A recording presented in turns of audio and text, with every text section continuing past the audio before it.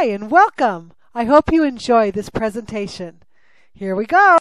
At least 85% of Christians can be classified into three groups. There are the sedated stooges, the self-seekers, ta-da, and the scuffling sticks. And don't think if you're not Christian you're exempt. Every religion has these three. They are actually stages of developments for adults or children. Well, not that young. We sedated stooges are those that go about our lives with the traditions we were brought up with.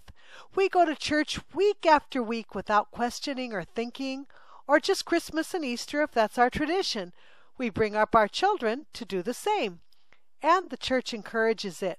The church reinforces for us what we already believe and makes sure all the traditions we have come to expect are fully implemented.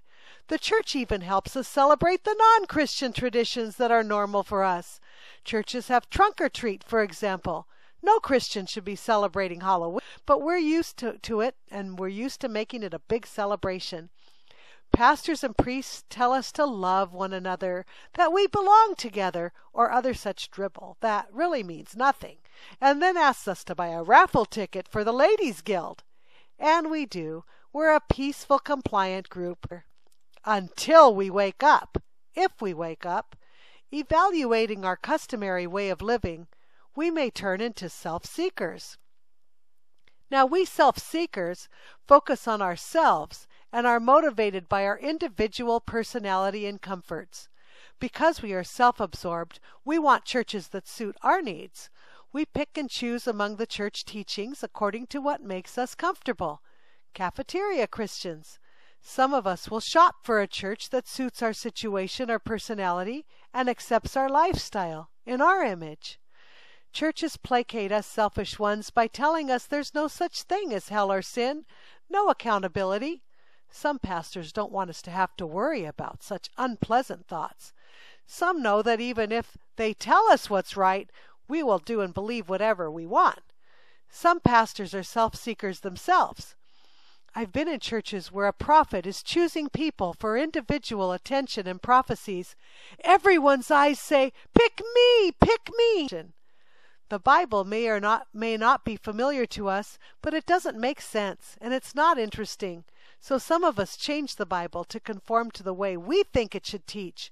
For example, the Jehovah's Witness does not believe Jesus could be God as the Greek text says, so we write Jesus was a God. Others take out the anti-feminist or other politically incorrect passages. Some leave them in, but explain it away as if it's not relevant today. Seeker-sensitive churches try to attract us self-seekers by being entertaining. One church put in a bowling alley. Quite a few have gymnasiums or praise and worship bands to attract those who like physical activity or modern-sounding songs. Some have intellectual sermons, some emotional ones, mind control, yoga, self-help. Some actually hurt us by telling us we're exploring our spirituality, but feed us emotionality instead. Some prey on our self-centeredness by promising prosperity, new homes, peace, health, money in return for seed donations. Some boast unique insights that cannot be shared with outsiders. Look at Maslow's needs and personality types in Myers-Briggs, and you'll find some Christian churches which will attempt to meet all those needs, attracting all those types. Physical, mental, emotional, we can pursue what suits us. Often we self-seekers think the sedated stooges are stupid and clueless, while we are enlightened and free. Still, we ask them for help and take their food and money. The stooges don't help much unless it's in their tradition. For example, the Filipinos will bring food no matter what group they're in. The group that's the most helpful and participatory is the self-motivated scuffling sticks. When we become scuffling sticks, we actually are the best of the three. Outwardly, we act the same as the first group, but we're quite different. We come to find out that neither we nor our traditions are the center of the universe. If I'm going to believe there's a God, well, maybe it wouldn't be such a good thing to ignore him and do things my way. We hunger to find out about God's laws, and once we perceive something is mandated by God, we'll try to accomplish it, even if it's uncomfortable for us. We're sticklers for rules and doctrine. It's important to us that we know why we are right and why everyone who does not agree is wrong. The church gives us creeds and doctrines, and our hymns sing of what we know and believe, whereas the selfs like to sing about themselves and their feelings and actions, and the sedated like whatever's familiar. Once Stick told me that the church her husband pastors, well, they apply the Bible to their lives.